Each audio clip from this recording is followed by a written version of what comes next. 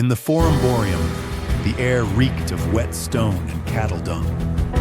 Beneath an open sky, 3 pairs of armored slaves stepped into a crude arena, their blades glinting with grim purpose. These were not soldiers fighting for honor, but captives trained to die, their blood a tribute to the departed. In 264 BC, Decimus Junius Brutus Sceva, mourning his father's death, staged what historian Livy later called Rome's first recorded gladiatorial combat. This was no public show, but a solemn funeral rite, a munus, or duty, to honor the dead.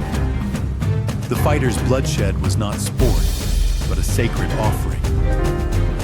Yet this private ritual, rooted in Campanian traditions of human sacrifice at tombs, soon evolved into something far grander.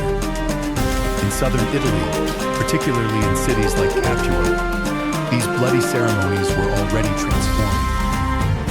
The Samnites, once Rome's foes, held warrior duels during feasts for the dead, shifting from ritual slaughter to staged combat. The act of killing became secondary to the spectacle of struggle. As Christian writer Tertullian later noted, it was the spilling of blood for the sake and satisfaction of the dead, but one that increasingly captivated the living. By the late 3rd century BC, these duels moved beyond funerals to festivals.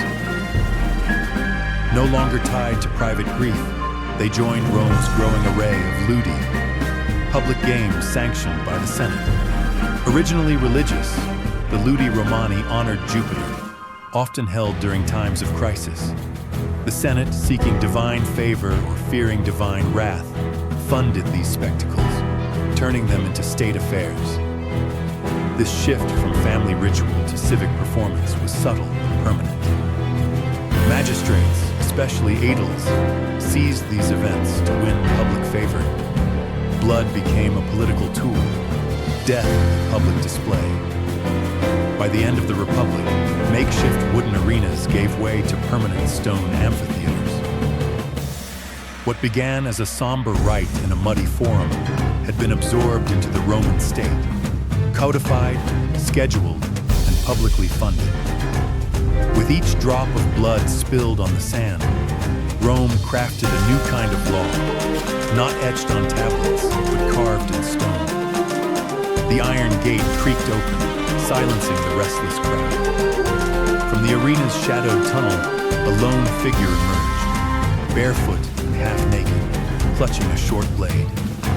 Across the sand, a cage door lifted, revealing a lion, its ribs stark against matted fur, eyes sharp with hunger.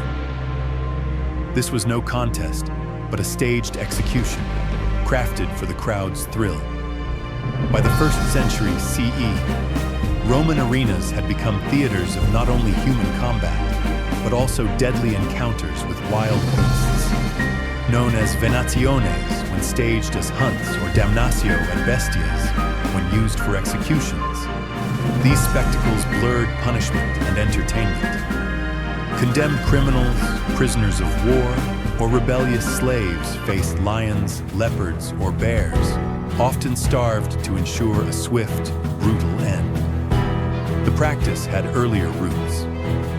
Late Republic generals like Pompey recognized the political power of spectacle, orchestrating elaborate shows where men were pitted against animals, their deaths a blend of punishment and applause. Not all who faced beasts were condemned. Some, known as bestiarii, were trained fighters, paid or coerced to battle animals for the crowd's amusement. Mosaics and stone reliefs from the early empire capture these scenes in stark detail. A spearman facing a lunging lion, a netcaster dodging a panther's claws. A 1st century CE relief freezes a fighter in sculpted terror, eye to eye with a charging beast.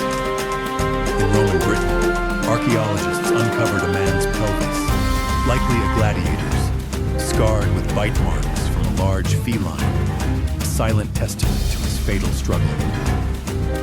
Across the empire, from the Colosseum to provincial arenas, this ritual of blood played out repeatedly, Seneca, in the 1st century CE, noted how some prisoners chose suicide over facing a spectacle designed to entertain. Their refusal was a quiet rebellion, a final grasp at agency in a world that stripped them of it. These beastly encounters were not mere violence, but calculated degradation.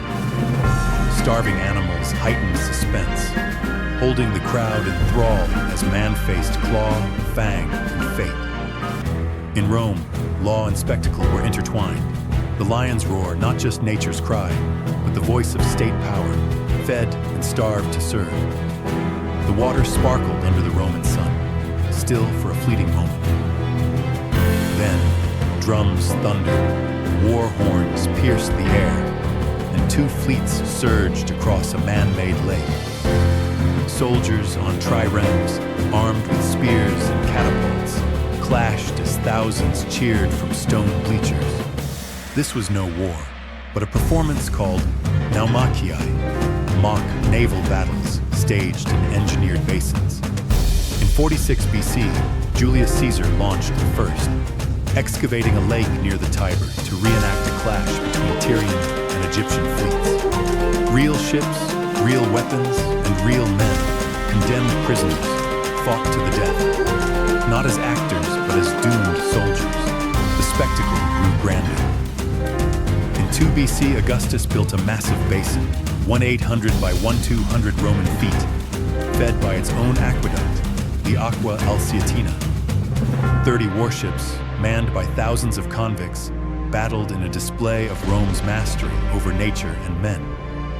In AD 52, Claudius drained Lake Fucine for a Naumachia, where fighters greeted him with the haunting words, Morituri te salutant. Those who are about to die salute you. Whether scripted or spontaneous, the phrase captured their fatalism. By the Colosseum's opening under Titus, Naumachii symbolized imperial grandeur, possibly staged in Augustus's basin, or even within a flooded Colosseum under Domitian.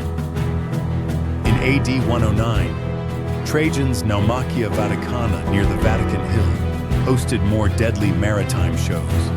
Each Naumachia was more than entertainment. It was a display of absolute control over water, men, and empire. Rome didn't just reenact war.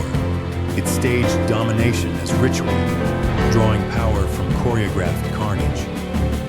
By the Colosseum's opening in AD 80, executions had become theatrical. During midday breaks between gladiator matches, emperors like Titus staged mythological tortures, turning real deaths into reenactments of legend. Poet Martial, an eyewitness, described an Orpheus figure entering the arena to charm beasts with song, only to be mauled by a bear, defying the myth's harmony. A man playing Daedalus, the winged inventor, was torn apart by another beast, prompting Martial's wry remark, "How you must wish you had your feathers now."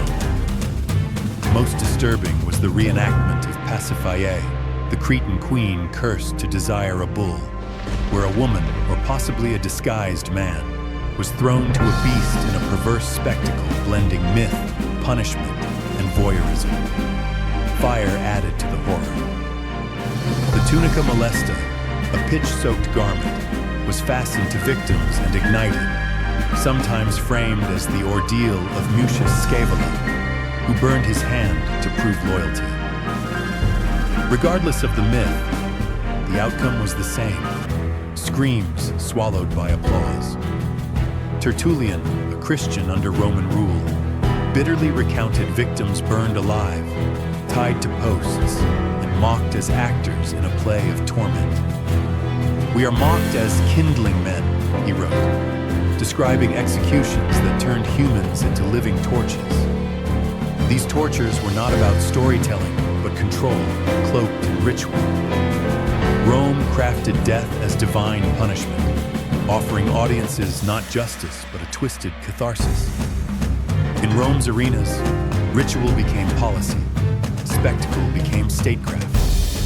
Blood, water, and flame forged a culture that measured power by orchestrated death.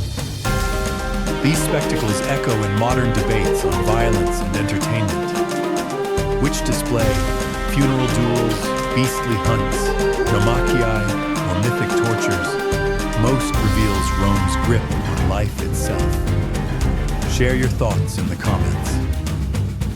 As Seneca wrote in his letters to Lucilius, I come home more greedy, more ambitious, more self-indulgent, yes, even more cruel and inhuman, because I have been among human beings.